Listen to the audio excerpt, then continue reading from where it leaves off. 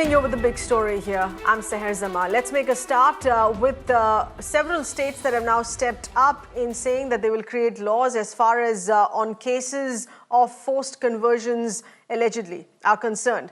More states preparing to bring in that law, but the Congress has slammed the BJP because remember, essentially these are BJP-ruled state governments which are stepping ahead to create this law. The Congress having slammed this as a ploy to divide society and to take away, more importantly, personal liberty. As of today, there is Uttar Pradesh, Madhya Pradesh, Haryana and Karnataka. All four states there ruled by the BJP, expressing a strong intent to bring about a law which they say should be against alleged forced conversions. Uttar Pradesh's Home Department, in fact, has also sent in a proposal to the Law Department for the same. But let's get you more reactions here on this. This is a big one here that's coming from Rajasthan. This is by the Rajasthan Chief Minister. Saying that Ashok Gehlot saying that this is a law, that's a term that has only been coined by the BJP to divide the country. So the Rajasthan BJP chief Satish Poonia has made a remark responding to that, saying that marriage isn't just an individual choice but also encompasses the approval of religion and society both. Now, he said this, as we said, while reacting to Ashok Gehlot's comment, accusing the BJP of manufacturing a term called Love Jihad, which is only to divide the nation and to disturb communal harmony. Ashok Gehlot ji का love जिहाद पर आज का बयान उनकी vote bank की ओछी मानसिकता को दर्शाता है। कांग्रेस की देश भर में हो रही दुर्दशा से वो इतना विचलित हो जाएंगे, ये विश्वास नहीं होता। सब जानते हैं कि सनातन भारत की परंपरा में विवाह एक धार्मिक और सामाजिक मान्यता प्राप्त संस्कार है। ये केवल व्यक्ति की स्वतंत्रता तक सीमित नहीं है और इसलिए मुझे लगता है कि जिस तरीके से उन्होंने भारतीय जनता पार्टी पर आरोप लगाया है, ये बेबुनियाद है। किस तरीके से इस्लामिक आतंकवाद के एजेंडे में लव जिहाद का शिकार होकर हमारी अबोध बच्चियां इस देश में उत्पीड़न का शिकार होती हैं, ये जगजाहिर है, सबके सामने है। ऐसी परिस्थितियों में उनका ये बयान निश्चित रूप से एक ओछी मानसिकता का परिचायक है। Our correspondent of the Times Network, Arvind, has been getting us further details here with respect to what's playing out in the state of Rajasthan. Arvind, given the fact that the other states, BJP-ruled state governments here, showing that intent to formulate this law, the Rajasthan Chief Minister making it very clear that this is only a term that has been coined by the BJP with malintent. There are allegedly no such cases found on record. Yes, that's right, Seher. What Ashok Gehlot, the Chief Minister of Rajasthan, has tweeted, he has clearly said that this term of love jihad has been coined to divide the society and fueling the emotions of those people who have been suffering some kind of maltreatment in their marriages. In an overall number of cases, marriages which take place in India. But what Ashok Gehlot has want to say that there is no place for jihad in love. So clearly he is saying that this kind of legislation which are being brought in by the BJP-ruled state would not stand the test of the constitutionality. But still BJP is insisting that these kind of incidents have been increasing. But BJP is not saying that whether what they will do in those legislations where the boy is an Hindu boy and the girl is an Muslim girl. Clearly, BJP has not have many answer and all the answer on the issue, but still they want to make surge of emotion on this emotive issue. And clearly, the division in the society on the name of the religion is their first priority, and that is why they are pushing this kind of agenda. And that is why all the BJP-ruled state, Madhya Pradesh, UP has already intended like this. Haryana, you have pointed out, Karnataka you have pointed out, but as far as Rajasthan is concerned, the state government here led by Ashok Gehlot clearly has said that there is no place for jihad in love, and these manufactured coin terms of love jihad would not work in Rajasthan. But obviously BJP has its own agenda to pursue and they are doing it to their best. Right, Back to you. but Arvind, also touching upon further on what the Rajasthan Chief Minister here said, that this is not going to stand in the court of law, quoting the Constitution here. What sections, what areas are we looking at here? Because at the end of the day, if you have respective state governments formulating a law with consultations with their law department, it is the constitutional validity of it which will also be taken into consideration by these respective states. Yes, that's right, sir. This was an pertinent question I have put forward to Arjun Meghwal, the union minister who had come 2 days ago to Jaipur for a press conference, and what he has said that whatever bill would be bought in, obviously it would be bought in after consultation with the legal department. So obviously the title of this bill itself is going to be very interesting, because how they will explain in one line that what they intend to do.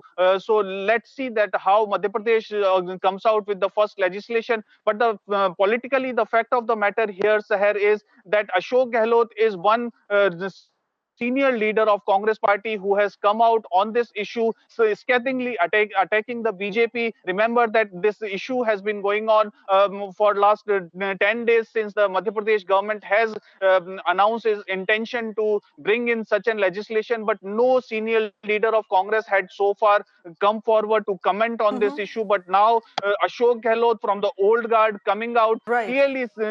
clearly hints that the old guard in Congress knows that where ideologically Congress party stand, though the young Turks are still in confusion and they are still thinking that whether they should comment on this issue or not. But as far as the ideology All of the right. Congress party and the old guard is concerned, they stand clearly on the issues that this is an unconstitutional issue being put forward by the BJP for their emotive gains. All right. All right, Arvind, we appreciate you getting us those updates as far as Rajasthan government's reaction to this is concerned. We're getting in more voices here as well. This is also concerning on the next step that the UP government has taken already. The Home Department having sent a proposal here to the Department of Law in expressing a strong intent of bringing about a law on keeping a check on alleged forced conversions. Let's get in more voices. We have Ms. Anila Singh of the BJP with us. Appreciate you being with us, ma'am. In your view, where is this sense coming from? Time and again, of course, we have various state governments saying that there are cases of forced conversions here, but on record, in as late as this year, we had the MOS for Home also speak in Parliament here and say that there are no recorded cases by central agencies, no terms such as Love Jihad, and even the NCW has no record of these cases. First of all, this term has not been coined by Bharatiya Janata Party, Love Jihad. Right. So this has become very prevalent, rampant, and everybody uses this particular phrase for all those marriages, interfaith marriages, which are based on fraud. And this is the reality, whether official numbers are there or not, that several cases, not only in our country, but abroad also, it has been observed that boys from one particular religious community, they play fraud, they will change their name, they will put attire of Hindus or Christians, whatever, and then they woo the girl, and once the girl is madly in love, they force her to marry him. If she doesn't, then we have Ms. seen Anila that Singh, there has to be a record of cases. How do you go about? All right, but Ms. Anila Singh, we're wanting to also understand the process in respective states, BJP ruled respective states here who want to formulate this law. On what basis? If you do not have these cases recorded, reported, investigated, on what basis are we going ahead? If you have the Home Ministry saying that there are no such cases, is that not enough? See, if like any organization, people, or anybody who says that there are no such cases, no records are there, then why they are so much worried about? Let the law come. Let the law come. If no such but cases Ms. Anila Singh, the Home Ministry is not an organization. This is the country's Home Ministry that I'm talking about. No, I am talking about. It's not an organization. It's not an NGO. Ma'am, I'm saying something else and you are understanding something else. I'm talking about the people, political parties and the NGOs who say that why this law is required when we do not have any such records of cases. under Love Jihad. So I just want to tell all those organizations, all those people and all those political parties, if you say that no such thing is there in our country, then why you are worried? Let the law come. There is nothing to be scared of. Why you are so much worried?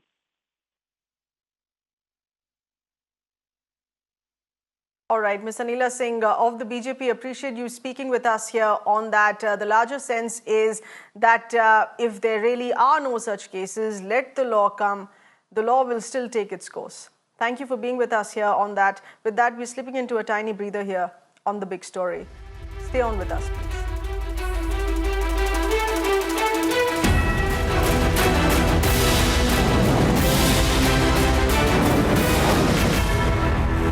Prime Minister Modi has earlier today held a review meeting. This is with the Home Minister Amit Shah, National Security Advisor, Foreign Secretary and other top intelligence establishment here as well. This is regarding the Nagrota encounter that took place yesterday. It was found that terrorists were actually planning a bigger attack on the anniversary of the 26/11 terror attack, as per sources, as per government sources. We should remember here there was just yesterday on the 19th of November, 4 Jaish-e-Mohammed terrorists who were gunned down at dawn in Jammu's Nagrota. And Times Network's correspondent Pradeep having tracked the terror route from where the 4 Jaish-e-Mohammed terrorists sneaked into Indian territory, into Jammu's Nagrota area. This happened on Thursday, and these are further ground inputs here coming in. Right now, I am 500 meters away from border fence. On the other side of the fence, you can see Pakistani post with Pakistani flag. This is terror launchpad in Shakargarh area opposite Sabah sector. 4 Jaish-e-Mohammed terrorists who sneaked into Indian side had been camping there. And from there, they came out to this place. Today, we are going to expose how Pakistan is aiding and abetting terror. Normally, these terrorists, in the middle of night, taking advantage of darkness and these thick shrubs, elephant grass and green foliage, they try to sneak into this side of the border. As you can see, no one can get an inkling that somebody is trying to crawl from this area because there is a thick vegetation. And they try to take advantage of this thick vegetation. As I am trying to take, you'll see that camera is even not able to catch me properly. But these terrorists, they crawl from this area and then they move towards a nearby industrial estate where the truck is waiting for them. They board the truck. Exactly the same thing these 4 Jaish-e-Mohammed terrorists also did. They came from this side. They took advantage of darkness. They took advantage of these shrubs. They moved towards that area where the truck was waiting for them. They boarded that truck and finally they moved towards Ban Plaza because they were on their way to Kashmir Valley. But this time, security agencies had inputs about infiltration. They were waiting for them. Moment truck reached there, intercepted truck, and finally all 4 Jaish-e-Mohammed terrorists were eliminated. This is not first time that this particular route has been used. In the past also we have seen that several tunnels have been dug in Sabah sector. Pakistani terrorists are using subterranean means where they crawl like rodents from these tunnels to come over to this side, or they take advantage of darkness and thick foliage to cross over to this side. Let's show you the terror route. Let's show you the border fence, and let's show you the terror launchpad. First time you'll be able to see the terror launchpad in Shakargarh sector. This is the terror launchpad in Shakargarh sector from where the terrorists crawled into this area, they sneaked into this side, and then they finally boarded a truck. They sat inside a truck. A mobile bunker was created. No one had idea that in the middle of night these terrorists were crawling and truck was waiting for them. But security agencies this time had concrete specific information, and based on that concrete specific information, finally they were able to pin down all the 4 Jaish-e-Mohammed terrorists who were carrying with them large quantities of arms and ammunition. Let me show you. Let me again show you, because it's not feasible for me to stand out in open. There's a Pakistani border outpost also nearby. There's every possibility that they can target anyone coming closer, because normally their snipers are sitting there and they often try to provide cover fire to these terrorists, and under the garb of this cover fire, terrorists come out to this place. And 2 days back also there had been heavy shelling and firing going on in Hiranagar and adjoining areas. Basically that shelling was to divert attention, and under the garb of that shelling they finally made these Jaish terrorists sneak into Indian side so that they can spill blood of Kashmiris ahead of DDC election, because they're planning to carry out a Pulwama type attack. All right, those are the inputs. They're coming in on what exactly happened yesterday at the time of the encounter there. With that, it's a wrap here on The Big Story. Stay on with us. There are news and updates that continue. There's much more on our website as well, which is mirrornownews.com.